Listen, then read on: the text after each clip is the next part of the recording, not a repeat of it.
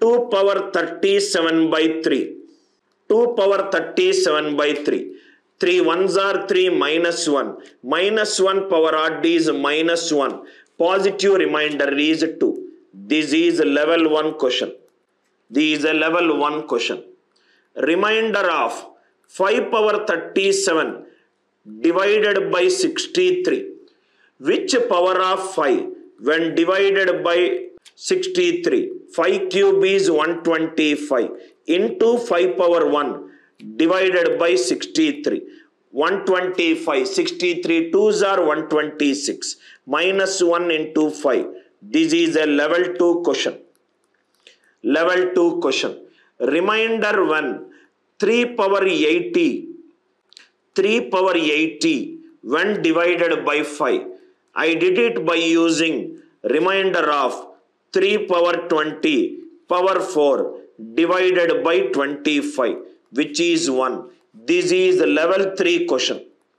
This is level 3 question, which is nothing but an application of Euler's theorem.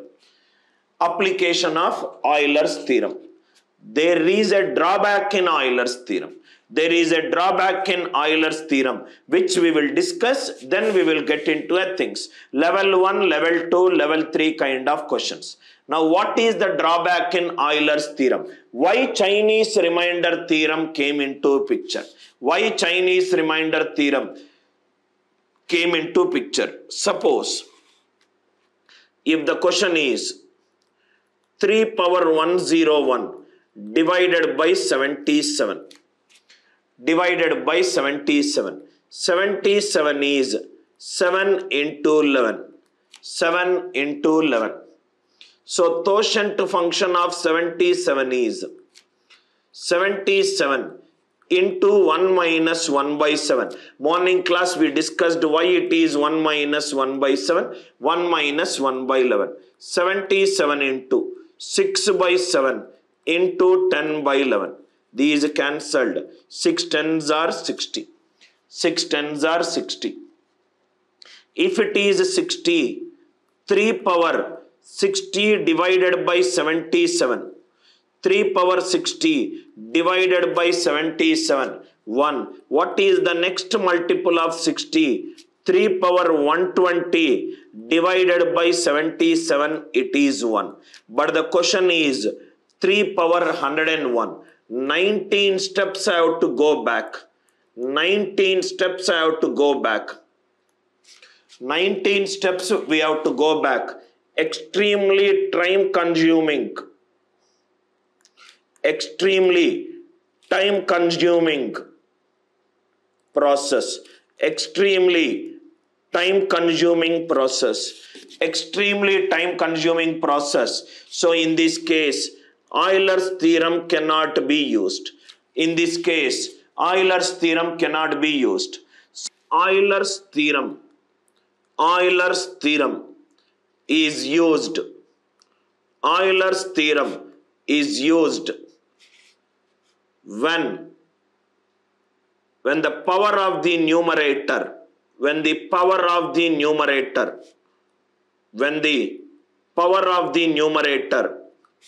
is closer to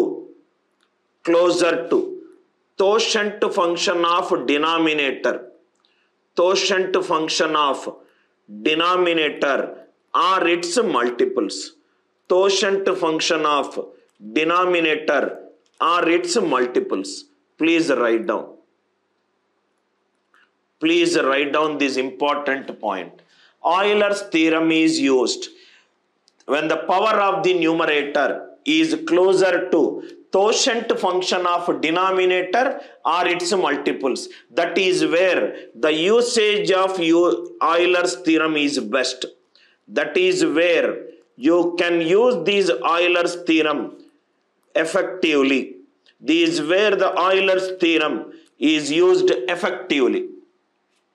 Euler's theorem is used when the power of numerator is closer to quotient function of denominator or its multiples. I will take 2 examples so that it will be clear for you. Remainder of 7 power 41 divided by 100. 7 power 41 divided by 100. 100 is nothing but 2 square into 5 square. So quotient of 100 is 100 into 1 by 2 into 4 by 5. Already we discussed in the morning session. N is P1 power A, P2 power B. N into 1 minus 1 by P1, 1 minus 1 by P2. 10. So this is nothing but 40. 41 is closer to 40. You can use Euler's theorem. Suppose if it is 3 power 80 by 25. 25 is 5 square. 25 is 5 square. Quotient function of 25 is 25 into 4 by 5, which is 20.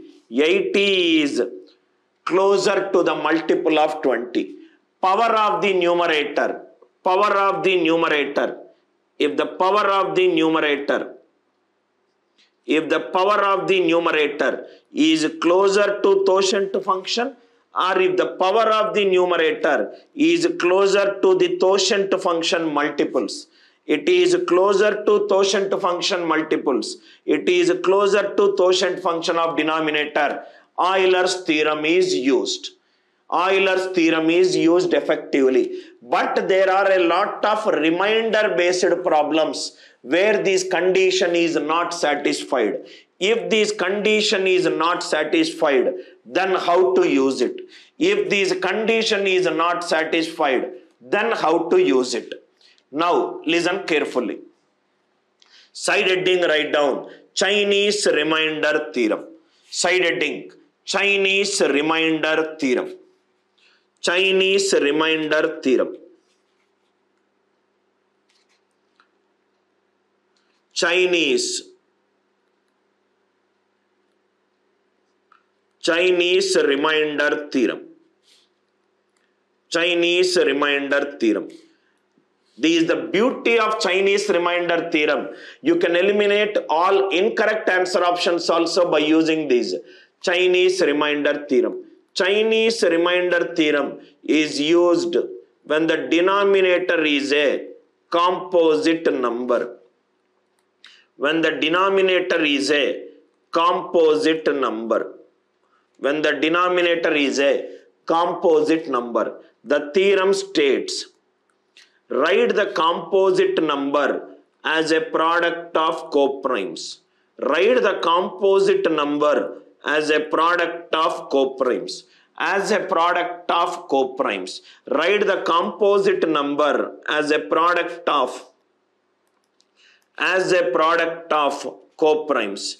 As a product of coprimes. That means, and another thing is, if the question is of this form, numerator power x divided by denominator, the best thing about Chinese remainder theorem is numerator and denominator may or may not be coprime to each other. May or may not be coprime to each other. It may or may not be coprime to each other. It may or may not be coprime to each other. First write down as it is, sir. First write down as it is. Write down as it is. Chinese remainder theorem. When is this Chinese remainder theorem used? Chinese remainder theorem is used when the denominator is a composite number. When the denominator is a composite number. What we have to do with this composite number? We have to write it down as a product of coprimes.